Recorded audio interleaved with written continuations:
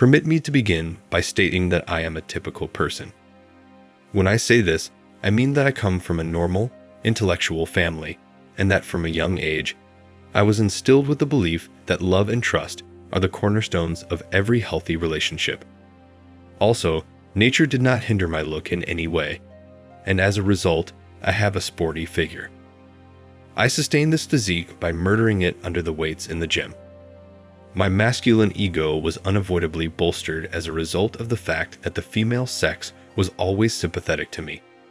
Having said that, the morals and ethics of my family, which were strongly instilled in me from a young age, did not let me to live an unrestrained masculine lifestyle. Despite the fact that I had a lot of female admirers, I always believed that the woman you love should be your role model. Your mother is the only other person who can compare to the purity and brightness of your temple. And although it doesn't really have anything to do with my narrative, I will tell you that I've been interested in aviation ever since I was a kid, and that the sky and aircraft are my most favorite things in the world. This is a component of who I am. Because of this, I enrolled in the higher civil aviation school. After graduating from that school and navigating my way through a maze of different committees, tests, and training centers for flight crews, I was finally awarded my pilot's license and proudly took the right seat in the cockpit of a Boeing 737 as a co-pilot trainee for a major airline. I then began to hone my skills of taming the steel bird in the sky while accumulating experience and flight hours. Another significant character in my narrative is a good buddy of mine named John. To me, he was like an older brother. We had known one another since we were little children, even before we entered high school. He was a man who had stood the test of time and with whom I had been involved in a variety of tales and all manner of difficulties. Hence, I made it a point to ensure that he would never betray or defraud anybody. We were always there for each other, and we helped each other out in a variety of different situations. When it comes to individuals like that, they claim that with him, whether in the heat of combat or on a reconnaissance mission, or whatever it is that they assert. But John did have one major flaw in his character. He was just not a good person to be around women. It has always been easier for him to establish common ground with women and to acquire what he wants from them because to the great charm and tongue-in-cheek humor that nature bestowed upon him. He was always skilled at manipulating women in the manner that he desired. Because he possessed all of these skills, he was also able to advance his career at one of the most important trading companies. His one and only conviction was that a woman is another woman who is yearning for a man, and that in order to have a successful relationship with a woman, all you need to do is be able to read her, locate her hidden buttons and levers, and then use your power to manipulate them. And any stunning lady, whether she a fresh-faced college student or a seasoned executive, will be vying for a spot in your bed. In addition to being a psychologist, he was a narcissist. I'm sorry to say it, but he really did have a talent for convincing people. It would appear that this was the reason for the meteoric rise of his career.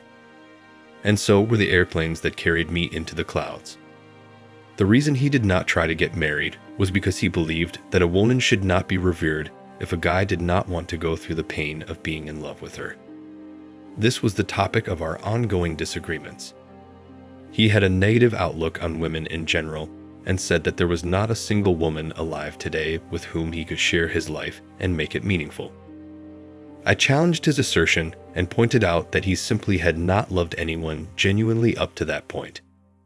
All he said in response was, "Dude, get down to earth already. There are no perfect women." This may seem metaphorical, but in reality, I was in heaven while he was on earth. It was just coincidental that at various points in time. But John and I both found ourselves in the same cramped city in the end. At the time, he was serving as the commercial director for a big corporation in the same city in which I was employed by an airline that had a base at a certain airport. I was relieved that life did not force us to become apart from one another, and even when we were there, we kept up our normal conversation. Now, about the girl I'm dating. Rihanna is her given name. It was fate that brought us both to the restaurant where we first met. One of our gals, who works as a flight attendant, had her birthday today, and we all got together to celebrate.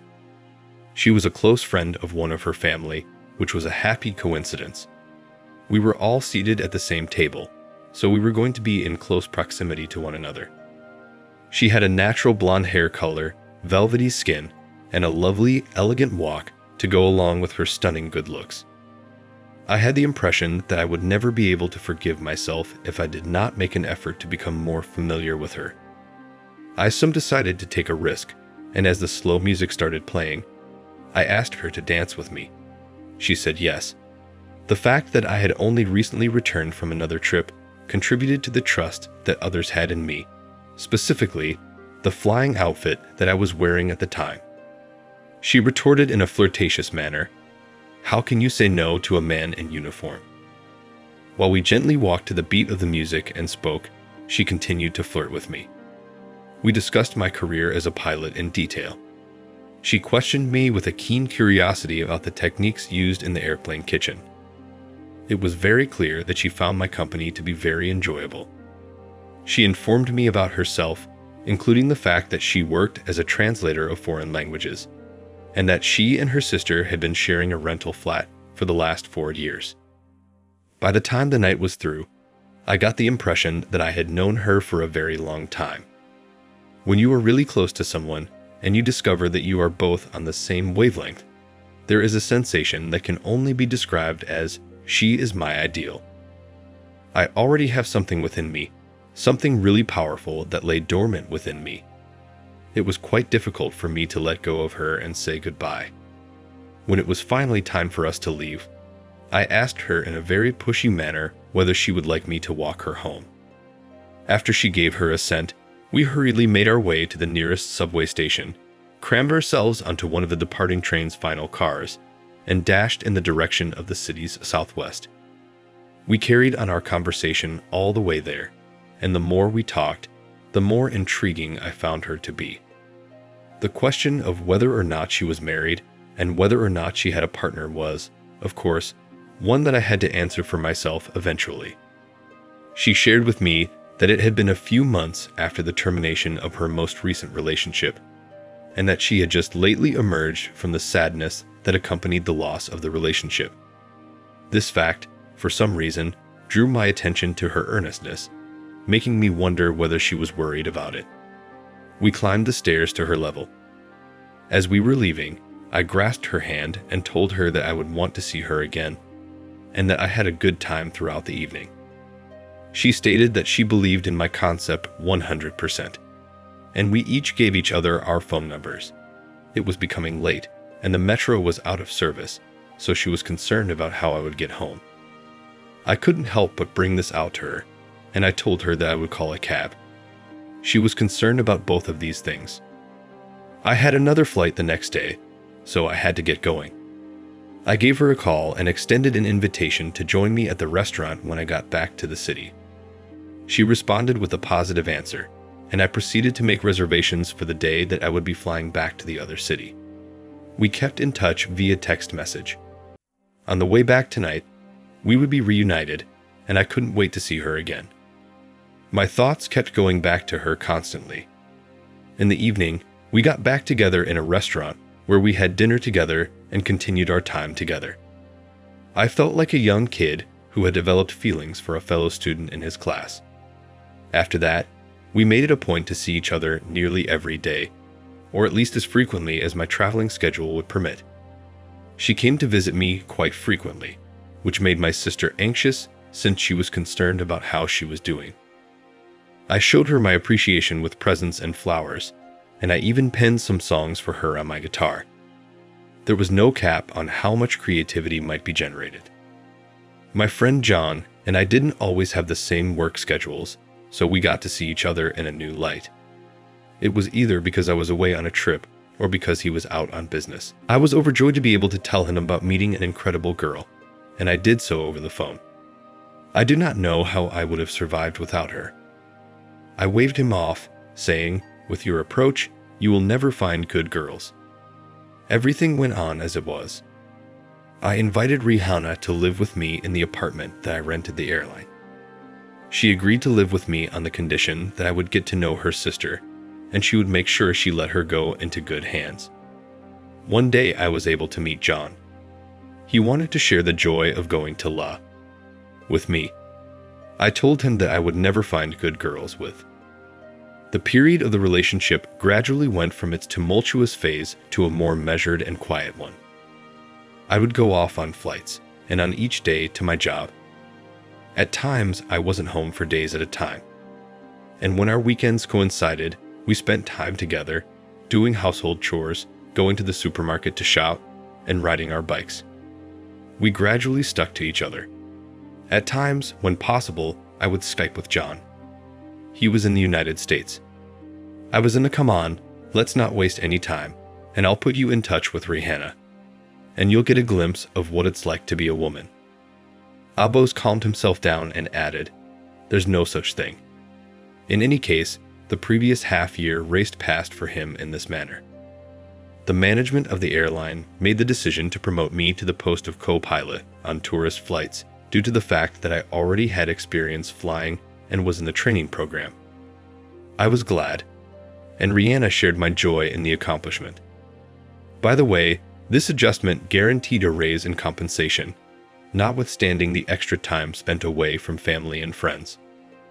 I finally got to the point where I could tell Rihanna that tomorrow I have a flight with the flight committee and the inspecting instructors. After that, I should be approved as a co-pilot. A week earlier, Jonah had contacted me and urged me in a happy voice to wait for me in the nation where I was born, simultaneously with the purpose of introducing him to my queen. I was able to get out on my flight after acing all of the examinations that were given to me.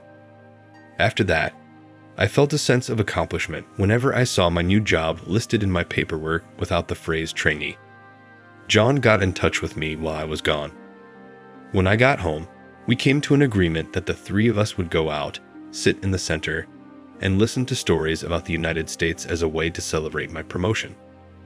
However, by the time I got there, the weather had a lot of room for improvement.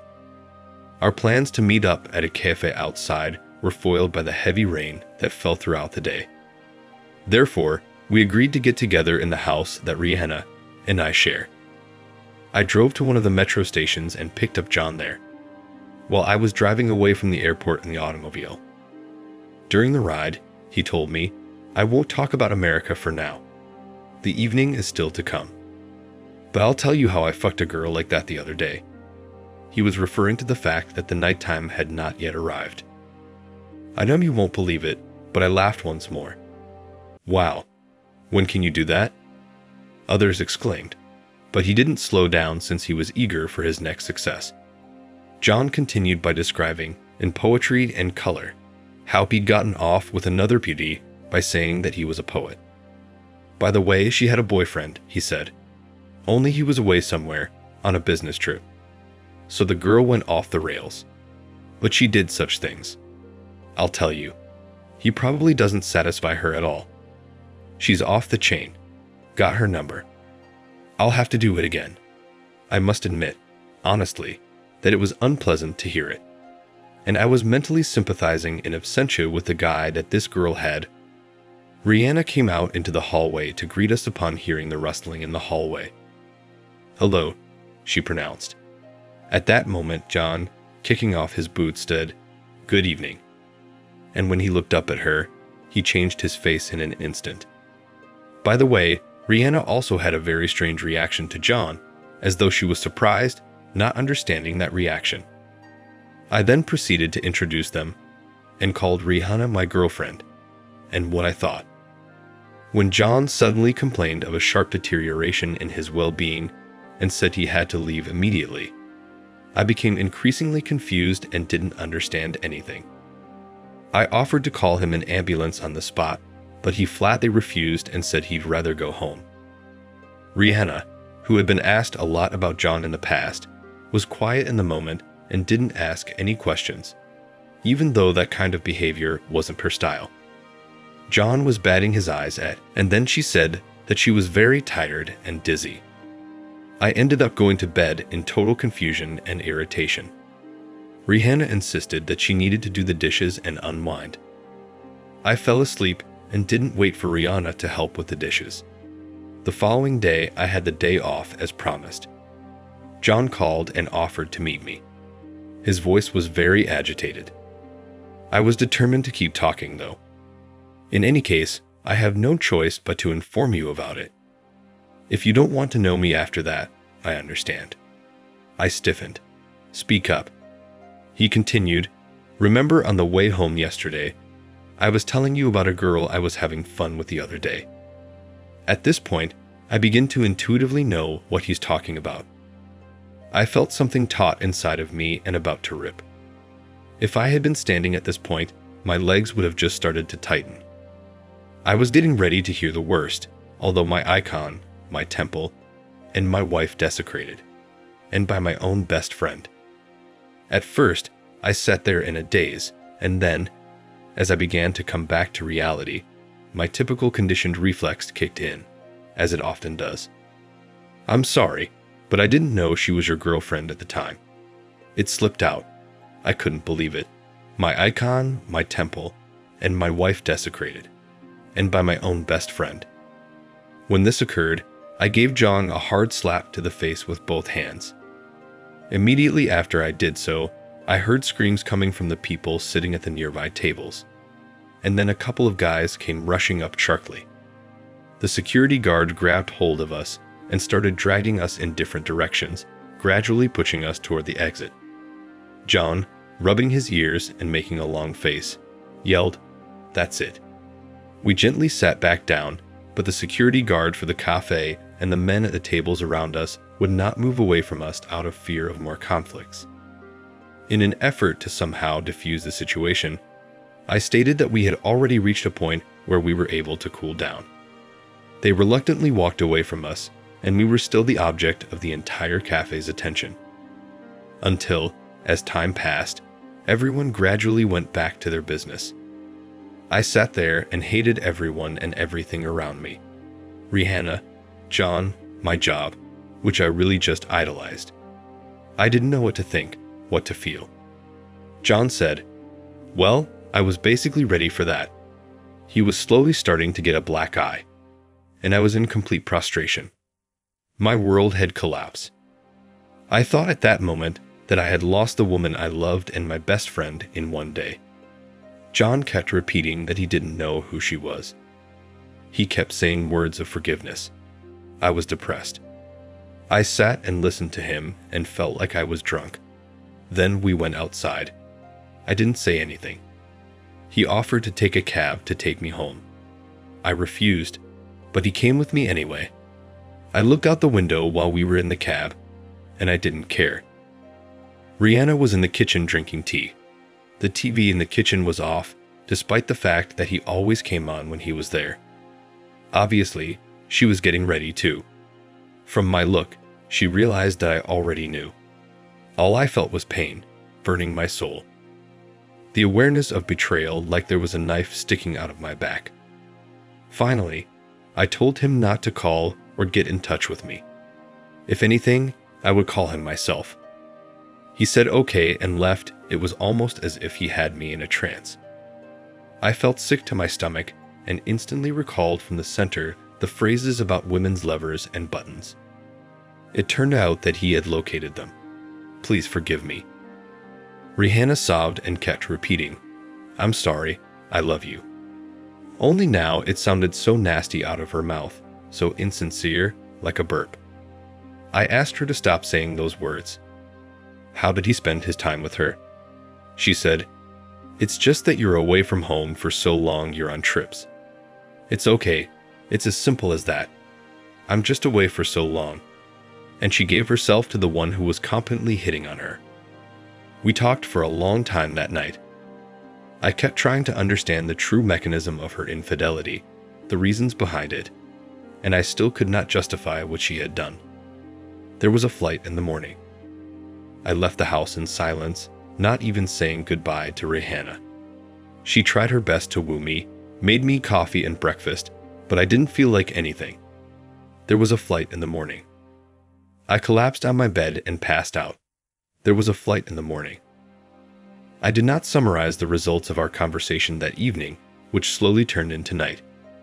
I was emotionally exhausted and fell into a deep sleep. She went back to her sister's house, even though she cried and tried to talk for a long time.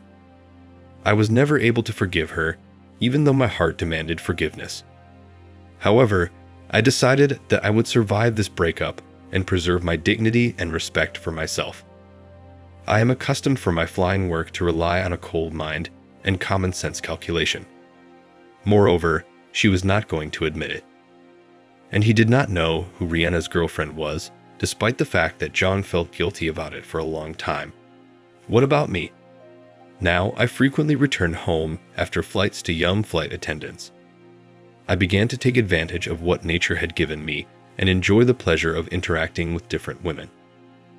I began to get what I did not get in my youth, breaking, so to speak, the patterns of pure, sincere love. Now, I do not know what should be a woman with whom I trace my life. The next story is even more interesting. It tells how the wife succumbed to the influence of her husband's best friend and cheated with him. After that, the husband found out and decided to take revenge. Watch to the end. A graduation celebration was the setting for Eliza and Sebastian's first sexual encounter, a time when she and Simon had just recently begun dating. Because Simon had had much too much alcohol earlier in the evening, he fell asleep in one of the rooms just a few hours after the party had begun. He slept soundly throughout the night, and it was around that time that his closest buddy and his girlfriend were overtaken by a sudden desire for one another. After what they had done, they both became aware of what they had done and made a pact not to recall it in the future and to conceal it, particularly from Simon. That's exactly what the girl did too. She tried to wipe that night from her life and memory, but Sebastian was a lot better at doing so than she was. He persisted in attempting to entice her by reminding her of it again and over. But Eliza remained unmoved, and she persistently pointed out to the poor lover that Simon was truly only his buddy. After he had finished his service in the army and had remained there for a number of additional years under contract, he finally succeeded in convincing Eliza to go through with the experience again one day, which was quite a few years after they had first met. The young woman heaved a sigh of relief and prayed that Sebastian would find happiness elsewhere and never reappear in her or Simon's lives again. After waiting another year, the two young people decided to take the plunge and be married. Shortly after the ceremony, Eliza presented her new husband with a test that had 2 vivid pink stripes. After another 9 months had passed, Simon was cuddling a beautiful baby girl who resembled him in every way. The man insisted again, and over that his closest companion had not been present for any of the significant moments in his life. Sebastian was unable to escape the ceremony for the wedding, and as a result, he was unable to attend the birth of his friend's daughter. Even though they continued to communicate with one another through phone conversations and messages, Simon felt as like he was losing out on the face-to-face engagement. It was as if Sebastian had never been absent from their lives. One day, he just showed up on their doorstep and informed them that his military commitment was finished and that he was now back in town. Eliza was shocked and upset by the information, whilst Simon was pleased.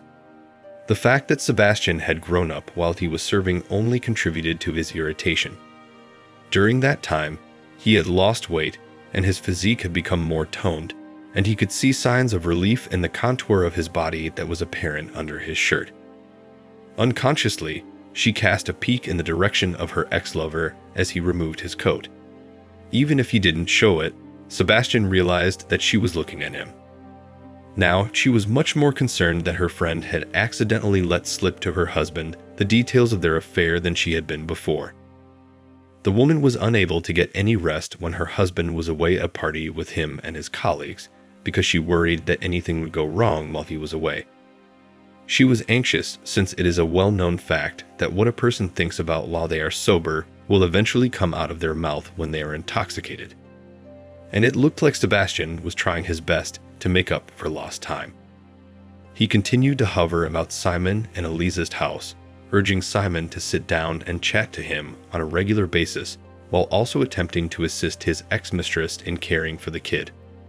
In point of fact, Eliza didn't trust herself in this predicament the most of all. Even though she was aware that she had cheated on her husband twice with this man for a specific purpose, she continued to feel drawn to him, despite the fact that she vehemently rejected that this was the case inside herself.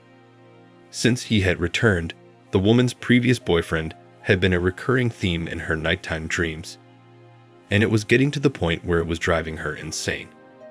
When Simon observed his wife, he found that she had grown tight and apprehensive. Eliza was growing irritated with her kid, even though she was still quite little, and was taking it out on her husband over the smallest of infractions. The guy believed that the whole thing was due to the fact that his outgoing and social wife had been exhausted during her maternity leave as a result of the strain of day-to-day living on it. After a long day at work, he did everything he could to help his beloved relax by distracting her and their daughter with activities like going for a walk or paying a visit to his parents. But none of this has been of any use thus far. All of her husband's wonderful actions made Eliza feel worse. She was angry with herself for ever considering the possibility of another man. For all, the guy she married was such a wonderful human being. He looked for the family as well as her. Sebastian sexually assaulted his friend's wife on several occasions while his buddy was not looking. He also attempted to kiss and touch his previous mistress while she was trapped in a corner by Sebastian. Up to this point, the lady had been able to effectively tear herself away from his grasping hands, but every fiber of her being shouted and pled for her to give Sebastian the opportunity to continue. She yelled in his ear, "Stop it," as she struggled to remove his hands from her hips. "Have you even a little bit lost your mind? Because I care so much for you, yes." He gave her a grin in return. "I will disclose everything to my spouse, requesting that you desist. And I that we have completed this task several times," said Sebastian. "Who do you think he would have faith in your opinion?" Eliza was aware of the futility of disputing in this particular circumstance. She had no idea what to anticipate from Sebastian in that regard. After all, he truly does have the potential to destroy her marriage. A brief conversation between the wife and her husband. On Simon's 30th birthday, they had a passionate encounter. He was unable to drink, just as he was when he was a student, and once again, after a few hours of celebrating, he went to sleep and experienced his ninth dream. It was on this day that Eliza was set free. She hired a home in the countryside, where she hosted a party for her husband and a large group of their friends. Eliza set a nice table. Because there were so many people, the table was too small to accommodate everyone who wanted to sit there. It was a lively and enjoyable event, but Simon had had too much alcohol due to his happiness. As soon as Eliza exited the room in which she had just tucked her husband into bed, Sebastian was there to greet her. He didn't waste a single second. The woman relaxed her guard and let her guard down. She consumed an excessive amount of alcohol, which led to a mental state in which she was easily persuaded to give herself up to her ex-lover. The following morning, she saw Sebastian smoking outside on the porch.